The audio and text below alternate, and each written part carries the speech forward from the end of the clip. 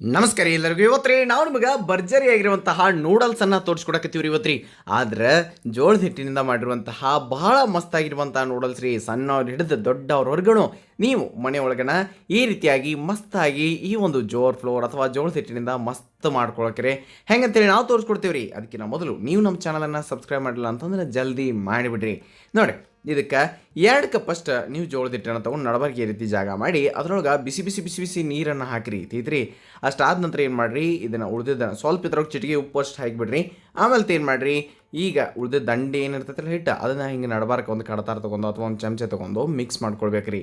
ಅದಾದ ನಂತರ ಈಗ ಏನು ಮಾಡಿರಿ, ಸುತ್ತ ಪೂರ್ತಿ ಇದನ್ನೆಲ್ಲನೂ ಹಿಡ್ತು ಅಂದ ನಡಬಾರ್ಕೆ ಈ ರೀತಿ ಕಡತಾರಿಗೆ ಒತ್ತಿ ತೆಗೆದು ಬಿಡ್ರಿ. ಅದನ್ನು ಗೊತ್ತಾತಿಲ್ಲ.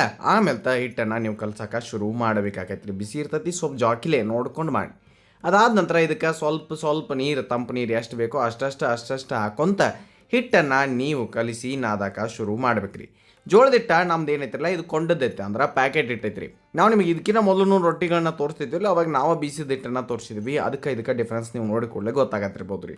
ಇದ್ರಲ್ಲ ಇದು ಪ್ಯಾಕೆಟ್ ಇಟ್ಟೆ ಅಲ್ಲಿ ಬೇಕಲ್ಲಿ ಸಿಗ್ತೈತಿರಲ್ಲ ಅದು ಅಂಗಡಿ ಒಳಗೆ.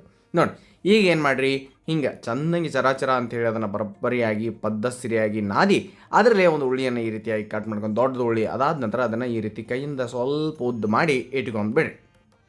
ನೋಡಿ, ಈಗ ಒಂದು ಯಾವುದೇ ಸ್ಟೀಮರೋ ಅಥವಾ ಒಂದು ಪ್ಲೇಟೋ ಏನು ಬೇಕೋ ನೋಡಿರಿ, ಅದಕ್ಕೆ ಒಂದು ಈಟ ಏನು ಮಾಡಿರಿ, ಒಂದಿಟ್ಟು ತುಪ್ಪ ಹಚ್ಚಿ, ಎಣ್ಣೆನೂ ಹಚ್ಬೋದು ರೀ, ತುಪ್ಪ ಹಚ್ಚಿ. ಆಮೇಲೆ ನೂಡಲ್ಸ್ ಮಾಡೋಕೆ ಈ ರೀತಿ ತೂತಾಗಿರುವಂಥ ಪ್ಲೇಟನ್ನು ಈ ಏನು ಸಂಡಿಗೆ ಮಣಿ ಅಂತ ನೋಡಿರಿ ಅಥವಾ ಚಕಲಿ ಮಣಿ ಅದನ್ನ ತಂದು ತೊಗೊರಿ. ಆ ಪ್ಲೇಟನ್ನು ಹಾಕಿ ಬರೋಬ್ಬರಿಯಾಗಿ ನೂಡಲ್ಸನ್ನು ನೀವು ಈ ರೀತಿಯಾಗಿ ಶಾವಿಗೆ ಮಣಿ ಅಂತ ನೋಡಿರಿ ಅದ್ರಾಗ ಮಾಡ್ಬೋದು ರೀ. ಈ ಕಡೆ ಏನು ಮಾಡಿರಿ, ಸ್ವಲ್ಪ ನೀರನ್ನು ಕಾಯಕ್ಕೆ ಇಡ್ರಿ. ಆಮೇಲೆ ತುಪ್ಪ ಹಚ್ಚಿರ್ತಿರಲ್ಲ ಆ ಪ್ಲೇಟ್ದಾಗ ಈ ರೀತಿ ಶಾವಿಗೆ ಗತ್ಲೆ ನೀವು ನೂಡಲ್ಸನ್ನು ಹಾಕಬೇಕಾಗೈತೆ ರೀ. ಆರಾಮಾಗಿ ಹಾಕಿರಿ, ಅವಕ್ಕೆ ಏನೂ ಪ್ರಾಬ್ಲಮ್ ಆಗೋದಿಲ್ಲ, ಒಂದಕ್ಕೊಂದು ಅಂಟ್ಕೊಳ್ಳೋಂಗಿಲ್ಲ. ನಿಮಗೇನ್ರಿ ಹಂಗೆ ಹಿಂಗೆ ಅಂಥೇಳಿ ಅಂಜಿಕೆ ಇತ್ತಂದ್ರೆ ಅದು ಎಲ್ಲನೂ ಬಿಟ್ಟುಬಿಡ್ರಿ. ನೀವು ಹಾಗೇನೂ ಆಗೋದಿಲ್ಲ. ನೋಡಿ, ಈ ರೀತಿಯಾಗಿ ನೀವು ಬರೋಬ್ಬರಿಯಾಗಿ ನೂಡಲ್ಸನ್ನು ಹಾಕ್ತೀರಿ. ಹಾಕಿ ಆ ಕಡೆ ಏನು ನೀರು ಕುದಿಯತ್ತಿದ್ದು ನೋಡ್ರಿ, ಅದ್ರಾಗ ಇದನ್ನ ಸ್ಟೀಮ್ ಆಗಕ್ಕೆ ನೀವು ಇಟ್ಟು ಆಮೇಲೆ ಮೇಲೆ ಏನ್ರಿ ಮುಚ್ಚಿ ಬಿಟ್ಟು ಬಿಡಬೇಕಾಗೈತೆ ರೀ. ಒಂದು 5ರಿಂದ 6 ನಿಮಿಷ ನೀವು ಅದನ್ನು ಪದ್ಧತಿಯಾಗಿ ಸ್ಟೀಮ್ ಮಾಡಿರಿ. ಭಾಳ ಮಸ್ತಾಗಿ ಬರ್ತಾವೆ. ಆಮೇಲೆ ಒಂದು ಟಿಪ್ಸ್ ನೆನಪಿಟ್ಕೊರಿ, ಅವು ಬಿಡಿಯಾಗಿ ನಾವು ಉಳಿಬೇಕು ಅಂತಂದ್ರೆ ಏನು ಮಾಡಿರಿ, ಸ್ವಲ್ಪ ತುಪ್ಪ ಅಥವಾ ಎಣ್ಣೆ ಮೇಲೆ ಒಂದು ಈಟ್ ಹಾಕಿಬಿಟ್ಟು ತುಪ್ಪ ಹಾಕಿರಿ, ಭಾಳ ಚಲೋ. ಸ್ವಲ್ಪ ತುಪ್ಪನ ಹಾಕಿ ಆಮೇಲೆ ಅದನ್ನು ಕೆಳಗೆ ತೊಗೊಂಬಂದ್ರಿ ಅಂತಂದರೆ ನೀವು ಅವನ್ನ ಆರಾಮಾಗಿ ತಗೊಳ್ಬೋದು ರೀ. ಆರಾಮಾಗಿನ ಬಿಟ್ಟು ಬರ್ತಾವೆ ಈ ರೀತಿಯಾಗಿ, ಒಂದಕ್ಕೊಂದು ಅಂಟ್ಕೊಳ್ಳೋದಿಲ್ಲ. ಚಲೋ ಹೊತ್ತಿನಾಗ ಸ್ಟೀಮ್ ಆಗಿದ್ದು ಅಂತಂದ್ರೆ ಪದ್ಧತಿಯಾಗಿ ನಿಮಗೆ ನೋಡಲ್ಸ್ರಿ. ಒಂದು ಬ್ಯಾಚನ್ನು ನೀವು ತಕ್ಕೊಂಡು ಮತ್ತೊಂದು ಬ್ಯಾಚನ್ನು ಇನ್ನೊಂದು ಉಳಿಯುತ್ತಲ್ರಿ, ಹಾಗೆ ಇನ್ನೊಂದು ಉಳಿಯಿತೋ ಇದ್ದೋ ನೋಡಿರಿ, ಒಮ್ಮೆನೂ ಮಾಡ್ಕೊಳ್ಬೋದು. ಹೋಗಿ ಅವನ್ನ ಸ್ಟೀಮ್ ಮಾಡ್ಕೊಂಬಂದು ಎಲ್ಲನೂ ನೀವು ಈ ರೀತಿಯಾಗಿ ನೂಡಲ್ಸನ್ನು ತಯಾರು ಮಾಡಿಟ್ರಿ.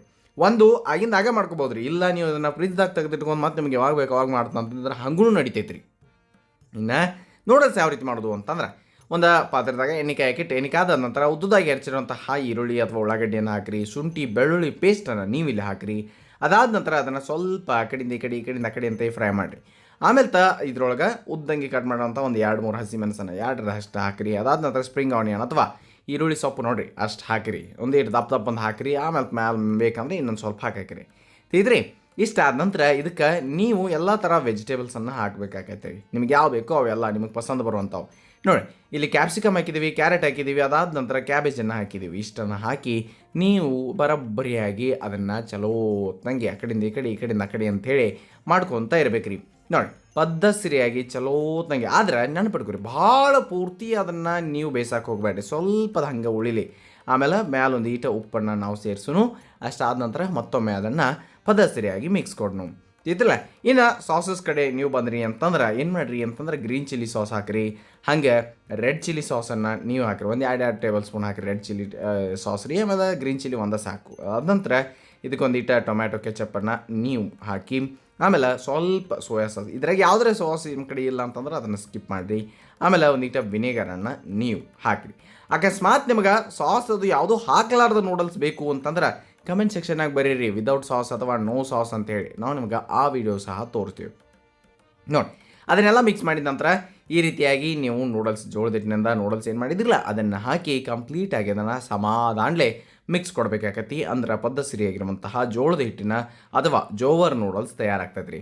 ಐತಲ್ರಿ, ನೀವು ನಾರ್ಮಲಾಗಿ ಜೋಳದ ರೊಟ್ಟಿ ಇಲ್ಲ ಅಂಥೇಳಿ ಮಾಡೋಕ್ಕೆ ಬರೋದಿಲ್ಲ ಅಂಥೇಳಿ ಭಾಳ ಸಲ ಹೇಳ್ತೈತ್ರಿ. ಆದ್ರೆ ಇದಂತೂ ನಿಮಗೆ 100% ಮಾಡೋಕ್ಕೆ ಬರ್ತೈತಿ. ಮತ್ತು ನಿಮಗೆ ತಿನ್ನಬೇಕು ಅಂತಲೂ ಅನಿಸ್ತೈತೆ ರೀ. ಇನ್ನು ಮಸ್ತಾಗಿ ತೋರಿಸಿದ್ದೀವಿ, ಸಿಂಪಲ್ಲಾಗಿ ಮಾಡಿ.